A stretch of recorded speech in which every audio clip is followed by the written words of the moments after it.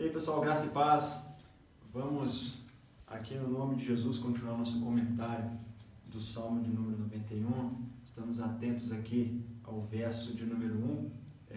No último vídeo nós falamos sobre o nome El Elyon, que é o Altíssimo, apresentado a primeira vez em Gênesis 14 por Melquisedeque, a figura de Cristo, que levou pão e vinho, que é um símbolo da Santa Ceia, da Nova Aliança.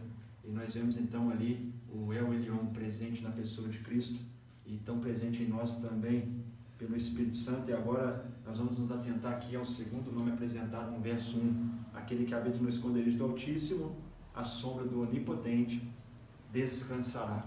Onipotente, o El Shaddai, que quer dizer o Todo-Poderoso. Então, pegando pelo mesmo princípio do vídeo anterior, vamos buscar a primeira vez que o El Shaddai é apresentado na Bíblia, é exatamente em Gênesis capítulo de número 17.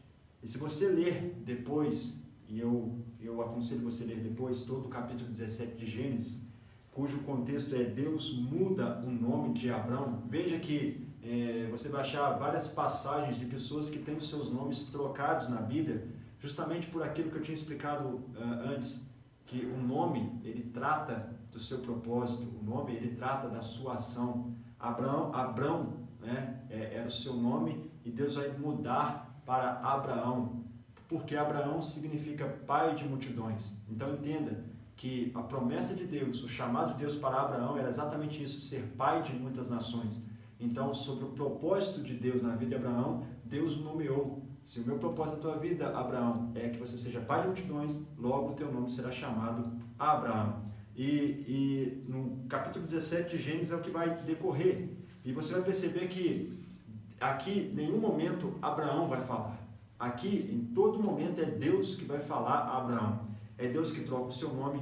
Aqui você vai ver nos versículos dizendo que é Deus que estava colocando o seu conserto, a sua aliança perante Abraão, é Deus renovando a sua aliança, é Deus liberando as suas promessas. Então você vê que tudo é Deus e nada é o homem. É Deus fazendo a sua aliança. E é exatamente nesse contexto de Deus fazendo a sua aliança, de Deus trocando o nome de Abraão, de Deus apresentando o seu chamado, o seu propósito na vida dele, é que Deus se apresenta como o Todo-Poderoso, como El Shaddai. E aí no verso 1 vai dizer assim, Gênesis 17, sendo pois Abrão da idade de 99 anos, apareceu o Senhor a Abrão e disse-lhe, eu sou o Deus Todo-Poderoso, o El Shaddai, ande em minha presença e ser perfeito. Olha o que Deus está dizendo para Abraão, se você andar na minha presença, você será perfeito. Ou seja, se você estiver em mim, habitar em mim, você será perfeito. Não é Abraão por si só, ou por suas obras de justiça, que ele se tornaria perfeito, mas o fato dele estar na presença de Deus, o fato dele andar na presença de Deus, ele está com o Senhor em comunhão.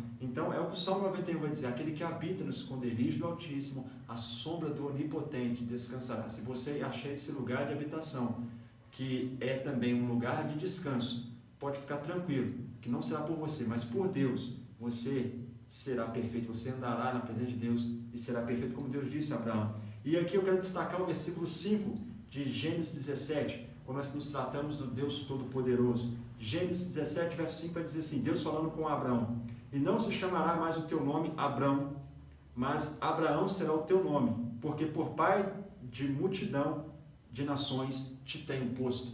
Perceba uma coisa aqui muito interessante, a promessa de Deus era que Abraão seria pai de multidões. A condição de Abraão naquele momento que ele recebe a promessa é que ele era ainda um pai exaltado. Ele não era ainda o pai de multidões. Ele era um homem de 99 anos, cuja esposa também era velha de idade e era estéril. Ou seja, o quadro de Abrão, antes de se transformar em Abraão, mas recebeu a promessa de ser pai de multidões, o quadro dele, a realidade dele, era um homem velho, cuja esposa era velha e estéril e não poderia ter filhos. Essa era a realidade. Mas a promessa de Deus, do Todo-Poderoso, era contrária a essa realidade. Você será Abraão. Independentemente do quadro da sua impossibilidade, você será pai de multidões. E quando Deus promete, faz essa promessa, Deus também diz, porque por pai de multidões te tenho posto. A promessa de Deus, que está longe da realidade de Abraão, é a maneira que Deus estava vendo Abraão. Perceba, eu tenho te posto, Abraão. como pai de multidões. Abraão não era pai de multidões, Abraão não tinha filhos, mas Deus já tinha colocado ele nessa posição. Então a promessa que Abraão tinha era a posição que Deus o tinha colocado. Então, meu querido, quando nós percebemos o Deus onipotente, nós percebemos o Deus que, quando Ele libera uma promessa sobre a sua vida, independente da sua realidade, Ele está dizendo para você, a promessa que eu estou te dando agora é, na verdade, a maneira como eu tenho te visto, é a posição que eu tenho te colocado. Então, não ande conforme a sua realidade, não se atente e não coloque seus olhos simplesmente nas coisas que você tem visto ao seu redor, nas notícias que você tem acompanhado. Se atenta que a promessa de Deus na tua vida, ela é maior, e se Deus prometeu é porque Ele já te colocou nessa posição. Então, esse é o Deus Todo-Poderoso, que faz você caminhar na contramão de tudo. Não é? É como diz no livro de Hebreus, capítulo número 11, falando da galeria dos heróis da fé. Lá diz que quando Moisés ele estava diante do Mar Vermelho, Faraó e os cavalos e cavaleiros do Egito estavam atrás. A Bíblia fala que Moisés não se atentou ao inimigo que estava vindo atrás dele, mas Moisés olhou aquele que era o invisível. Moisés se atentou para aquele que estava no invisível, porque Deus é invisível, mas Moisés demonstrou fé. Ele disse que não é, ele entendeu aquele momento, não é aqui que eu vou perecer, não é porque os inimigos estão atrás de mim que eu não vou vencer essa batalha. Ele olhou para aquele que estava no invisível, e isso é fé. É quando você olha, se atenta para as coisas que são invisíveis, porque aquilo que é invisível, diz a Bíblia, é aquilo que é eterno, mas as coisas que são visíveis, essas são perecíveis. Não se atente à sua realidade. A fé, logo, ela não é ilusória. A fé, ela reconhece a realidade, mas ela faz você andar contra ela. A fé não negligencia o momento atual que você se encontra, mas a fé faz você caminhar contra isso. A fé faz você se erguer e dizer assim, eu tenho um Deus, o Todo-Poderoso, o Onipotente, que está comigo, e nele eu posso descansar. Esse é o Deus Todo-Poderoso, que tem te colocado em uma posição, em um alto retiro, que você não será abalado. Amém? Em nome de Jesus, nós vamos agora comentar o verso 2 do Salmo 91. Nos acompanhe aí nesses próximos vídeos, em nome de Jesus. Que Deus te abençoe.